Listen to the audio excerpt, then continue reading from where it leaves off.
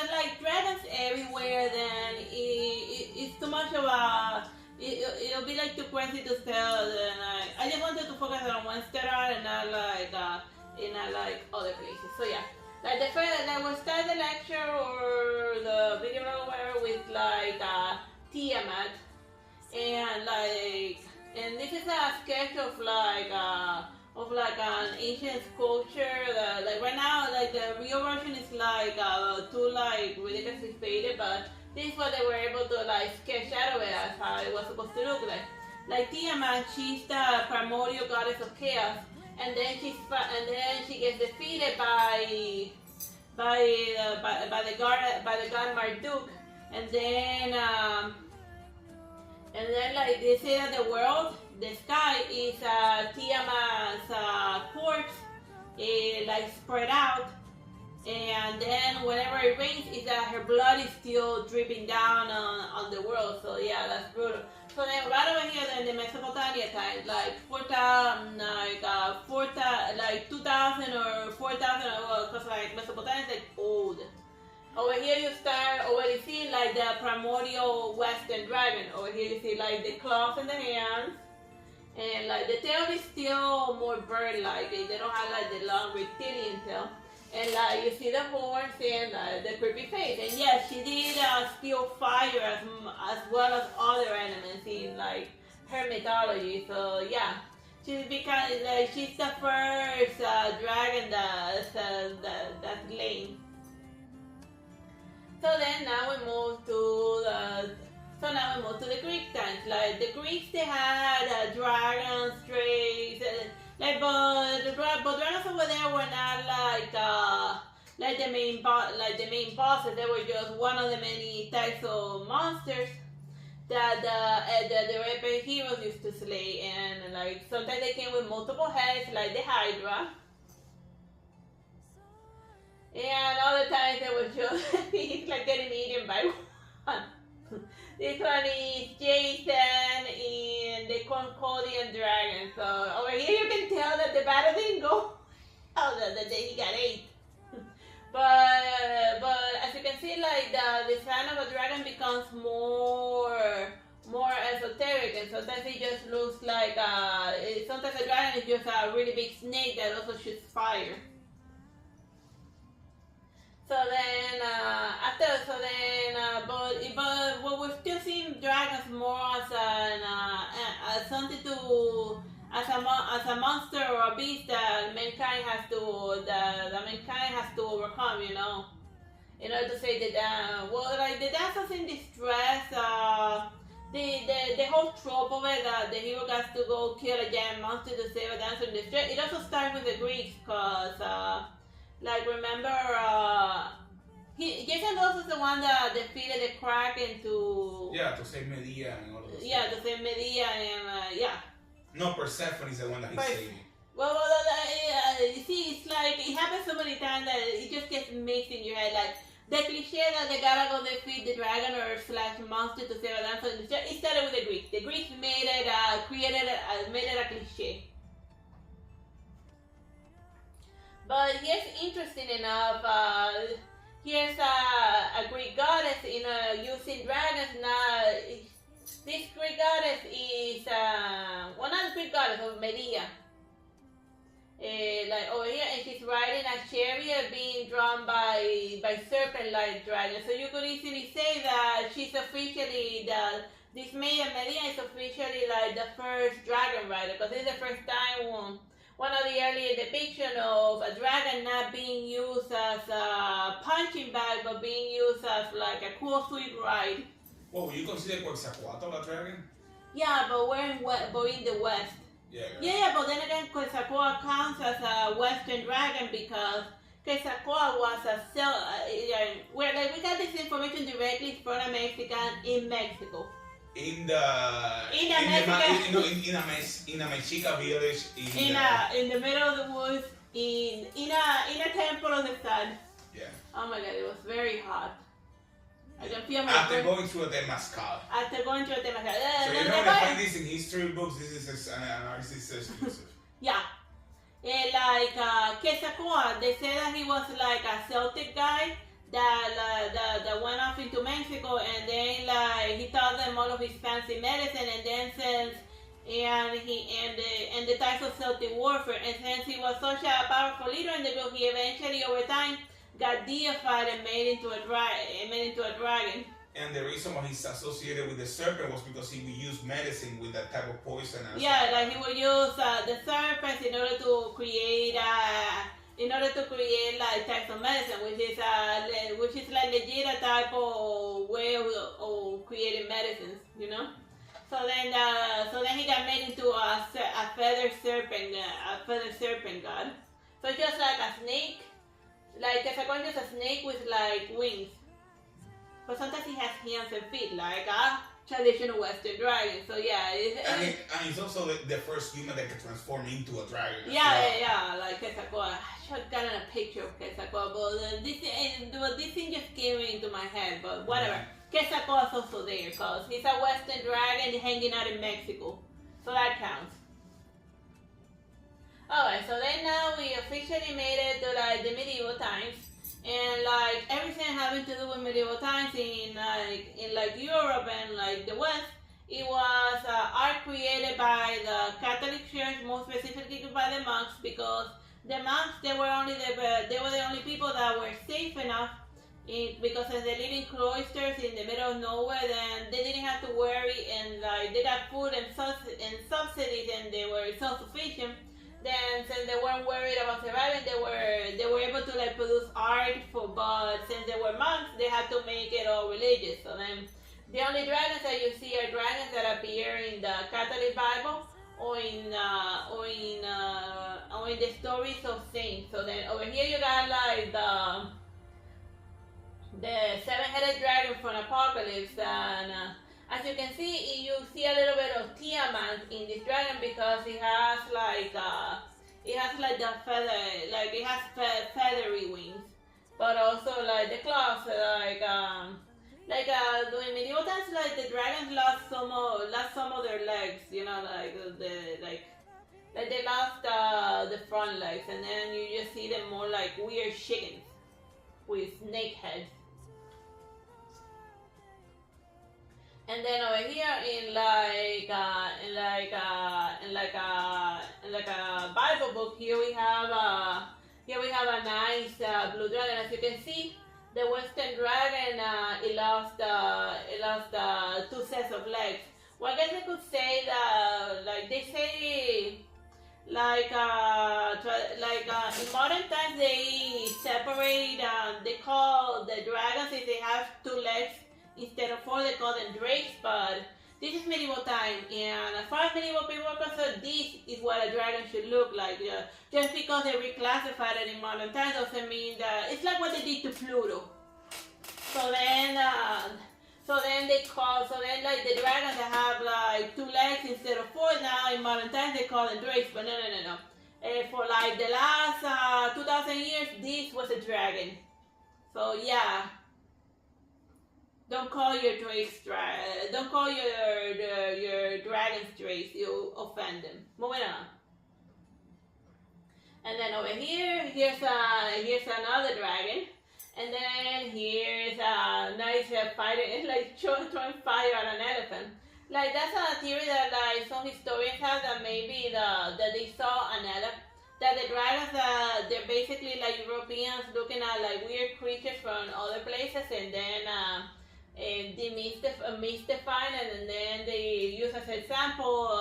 They thought that maybe they were afraid of an elephant, so then they turned into a dragon. But then I'd be thinking like, people don't hallucinate that much, because over here you see a perfect drawing of an elephant and right next to a dragon. So maybe they be. And also, we know for a fact that Humbaba in the Epic of Gilgamesh is an elephant based on the scripture, right? That also shoots fire. Yeah, like a long trunk and like giant ivory teeth. And ears that can hear everything in the forest because they have huge elephant ears. Yeah, and like Mesopotamia is like which is in the Fertile Crescent, which is like where like, well actually it's where Iran is. But then. But around the Fertile Crescent was like a huge area which also encompassed parts of Africa and Egypt. Like Nebuchadnezzar conquered a lot of areas. But on any side, title. Yeah. The elephant, as in the Epic of Gilgamesh, more specifically, it had the power to breathe fire, and then it was in the same rank as Tiamat. So, an elephant was also considered a type of dragon back in those days. So then over here you have two dragons fighting. Maybe elephants could shoot fire back then. We don't know. Here's another dragon, medieval dragon in a manuscript. You know, they just like to put this dragon there because it makes your like manuscript look freaking awesome. Like, also, what type of writing this is? This is not like Western looking one. It's like weird little scribbles. And then now we officially made it to the Renaissance period, like. And this is Saint George and the Dragon by Bert Nordke, 1489. Like Saint George, he's famous for like killing a dragon. So whenever you see a painting of a knight killing a dragon, if it's like earlier in the 1800s, it's probably Saint George, cause like dragons are still tied to like medieval Catholic religion. So anything that having to do with dragons is either gonna be the Apocalypse dragon, or it's gonna be Saint George killing a dragon. So that's all of the art related to dragons. It becomes very narrowly focused on those two subject matters. So, but I wanted to show you like this really cool sculpture. Like, I bet this looks great. Like in the front, you know, like well, it's not like they say that like Dragonland. They say that you gotta like kill a dragon with a lance, but no. It's just a sword. Like the book tells you everything you need to know. Here's a dragon, here's a lance. This is Dragonland. Hilarious. But the point, well, actually over here you see that the dragon it already took the lance, and so that's why he's like resorting to like hacking it with a sword while the horse is trying to like his best to just kick it. It's a fun dragon battle. See, yeah, you're right. Here's the dragon now. But the dragons are still not like ridiculous big like how you see in video games. They're like more manageable, which led a lot of people to consider modern historians to say that maybe dragons were just like crocodiles or something. Giraffe, maybe. I mean, they also had long necks and they breathe fire, especially in the desert. Or maybe those are dehydrated Europeans hallucinating. Either way. Here we have our best student, the woman clothed with the sun and the seven-headed dragon, 1511. This is a depiction. Here's the woman. Here's the seven-headed dragon with like different crowns. Is it running, bro? Yeah. So yeah. As you can see, it's exactly 100%. Yeah, it's like this one is more of a traditional dragon with like the tail, the four legs, and like all of the different heads. And like it's I've student drawing literally what the Bible says. So that's why some of the dragons had like weird crowns stuck in their head, and different horns. Like also like this maiden like with the moon, it looks a lot like what's that virgin from Mexico? La Guadalupe. Like Guadalupe. She manifested first in Mexico, and she became like the Virgin Mary of Mexico, and then she's always depicted. But it's apparently the one that is on Mexico is this Virgin Maiden, not the Virgin, but the one for the Apocalypse, the one that gives birth to the kid that's supposed to like defeat the Antichrist and the seven-headed dragon. That's what the seven-headed dragon is trying to hunt her. Yeah, let's not get into Apocalypse. Apocalypse is like a crazy book. They should read it more in like public school. It'll get the kids interesting dreams. Okay. This is Da Vinci 1530, a study sheet with cats and dragons and other animals. So it's basically like Da Vinci doing a naturalistic study of like the poses of rats, animals, and apparently also dragons. Da Vinci had dragons because that is supposedly a sketch from life. Yeah, of them like doing weird motions. So here's a naturalistic cat, the rats running around his house, and apparently also a dragon. Yeah, maybe they went extinct del todo, and that's why we don't have dragons now. Yeah, because like every night they would tell them that like you'll be like the most awesome night if you kill a dragon. So that's a good way of like making a creature. I mean, if the humans have made the dodo extinct, I guess I can certainly like erase from existence the dragons. And you also gotta consider that like even in books they say that they would make armors out of the dragon scale, so maybe they should examine a lot more closely some fancy looking European armors to see if but then again, if it's made from like a creature, maybe the dragon aspect it like corroded away over time, cause you know, or you gotta examine more closely those leather armors that are made of alligator skin to see if it's like a different creature that might be a dragon. Well, yeah, according to Da Vinci, they'd be dragons. Yeah, he'll be dragon. Here's a dragon that Da Vinci was catching along with like the rats running around his house and his house cat. Alright, this is Paolo Unciello, 1470, St. George killing another dragon. But yeah, but killing a dragon with a dragon lance, cause that's started because he's the original hero of the lance. And yeah, like, and they use like a dancer, and they use this maiden in order to lure the dragon out, because that's part of the mythology. And like the dragon would only become like super chill whenever like this woman was around. So then, but since the dragon was like killing the countryside, she brought up the dragon aside so that St. George could like kill it once and for all. So then, like the St. George mythology, it also started the whole thing that dragons they like cute pure virgin maidens. They don't eat them; they just live with them, and probably other things. But well, the Kraken also wants. Yeah, the Kraken also want the woman. But they didn't ask for like a guy sacrifice. No. Give me the princess of the town.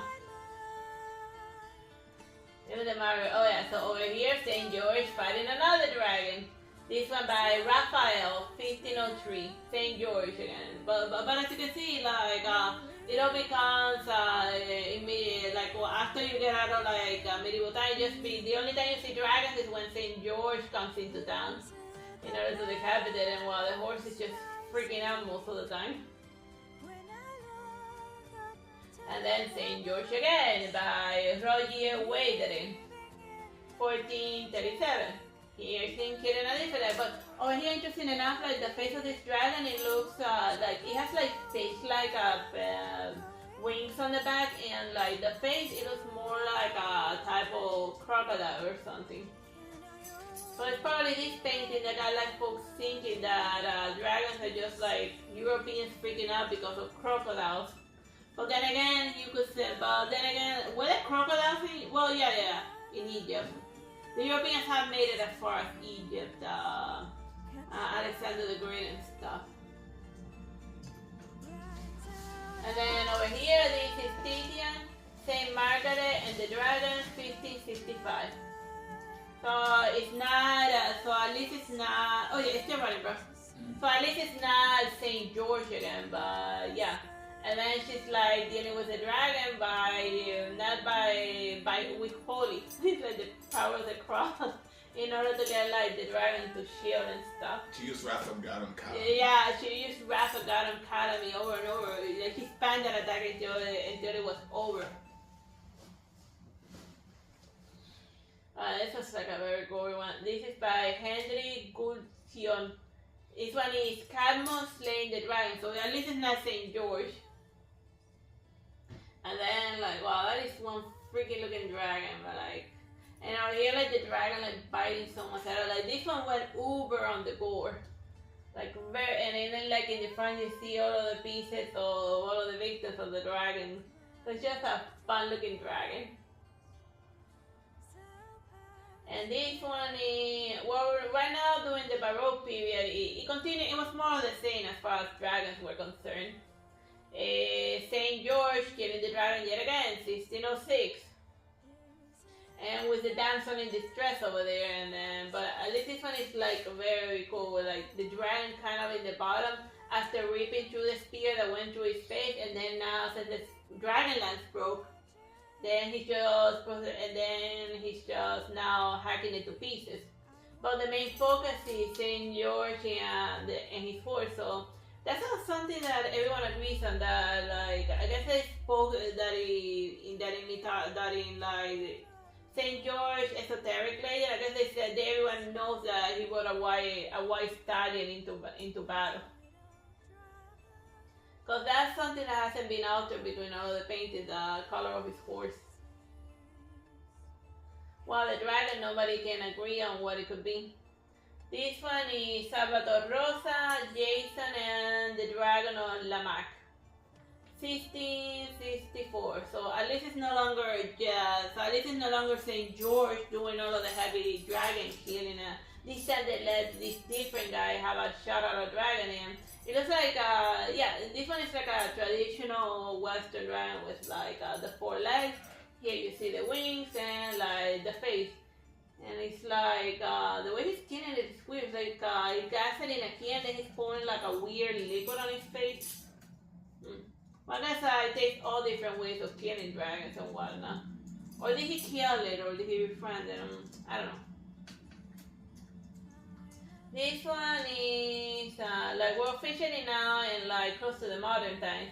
1872 is Angelica guarded by a dragon and Rugerio. So as we get closer to modern times, and then the Catholic Church is no longer like the main dominant religion, then we stop seeing Saint George altogether, because Saint George is a Catholic saint. So then all the people get a chance to kill dragons in Western art. So as you can see here, like the dragon, it looks like it looks more like a crocodile type of snake, you know? It's like a mix between Nessie and a crocodile. Yeah. This one is more like a dead dragon guarding its treasure.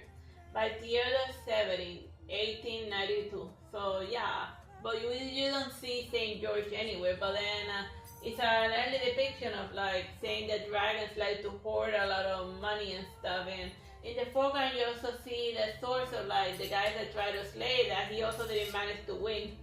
But then the dragon just died of old age, you know, with all of his looting tech.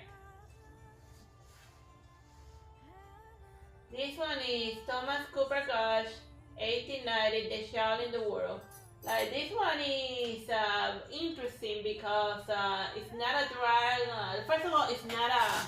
Well, it could be it doesn't say whether the child is male or female. And also it's not like a dragon getting killed. He looks like Gorbash from Flight of the Dragon. Yeah. Because like in the 70s there was a revival, or in the 70s and 80s there was a revival in the interest of dragons, and in the 70s it's also when the Dungeons and Dragons came out, and then like dragons started making a comeback, but not as embodiments of evil, but sometimes they were as a human, sometimes they were enemy, but they were mainly a symbol of like, it was more, but I'm getting ahead of myself, but yeah.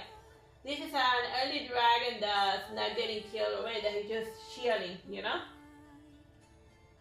And see, it even has like a snake tongue.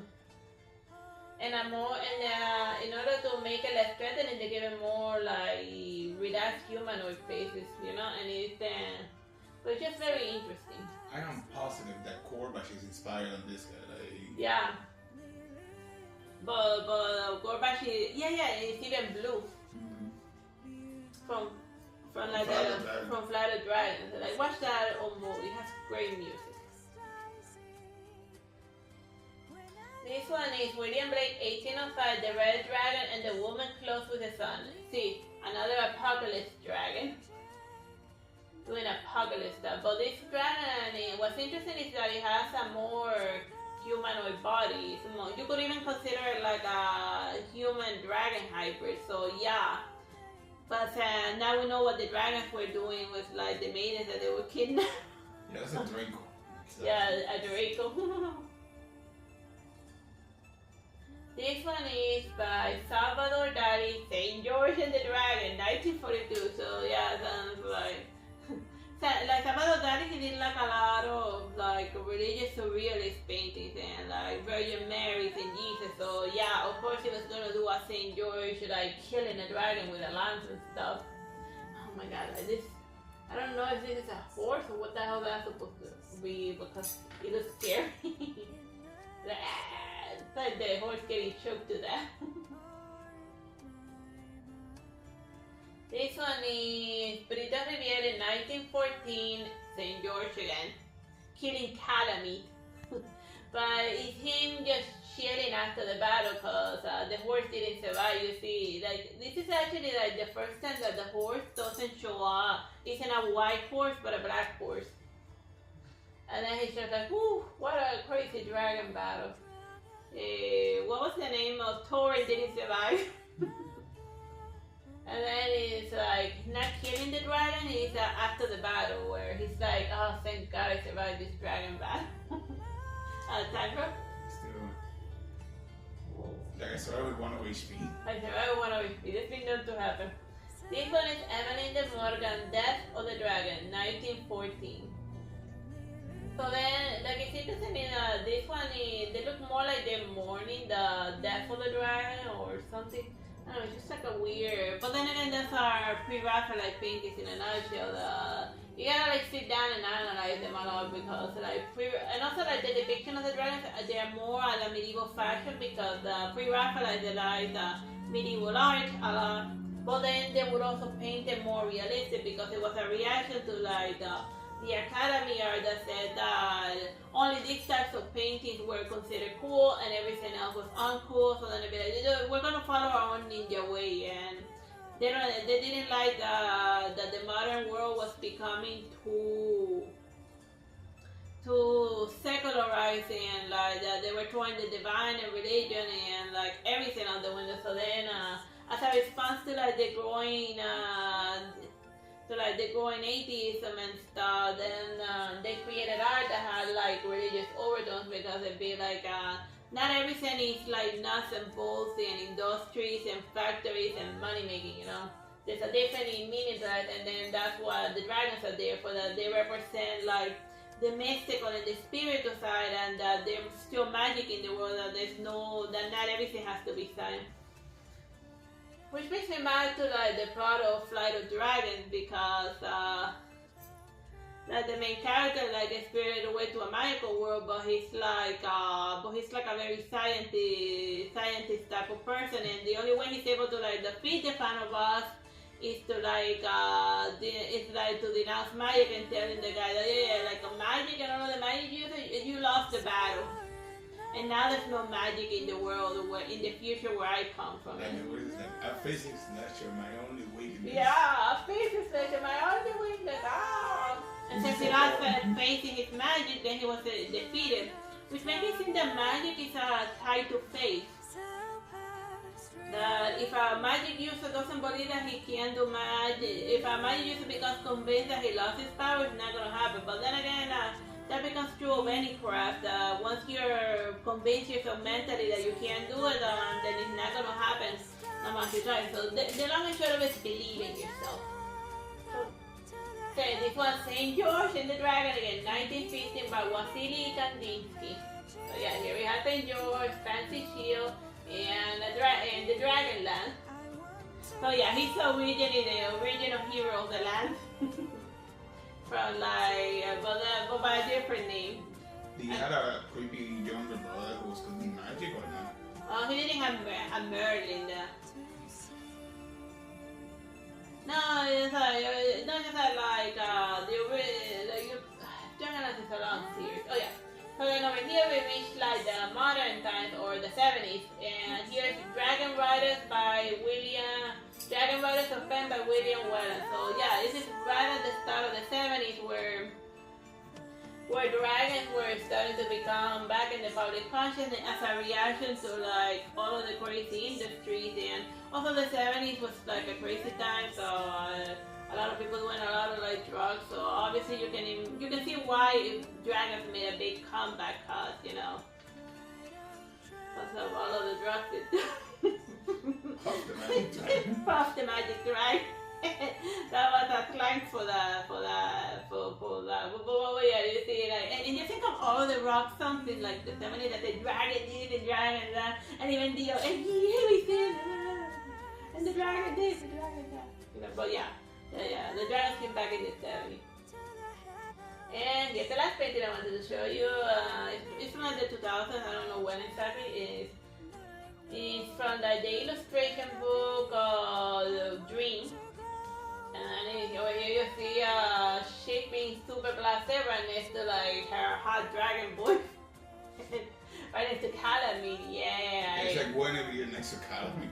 Yeah, so this is currently modern times, people's relationship with dragons that, yeah. It's like the dragon trying to be uber scary, and then you be like, oh wow, our dragons are so freaking awesome. So like, we went from like Tiamat where the dragon was something scary that had to like that had to go bye-bye to being something that we find it absolutely fascinating. So yeah, I hope you have fun with like my lecture of dragons, seeing how they evolved throughout the time. When it was like uber religious, then there was something scary that had to be explained, but now in modern times and secularism won, then dragons are just something cool to look marvel at in a great dark soul spot. Bye bye, God bless.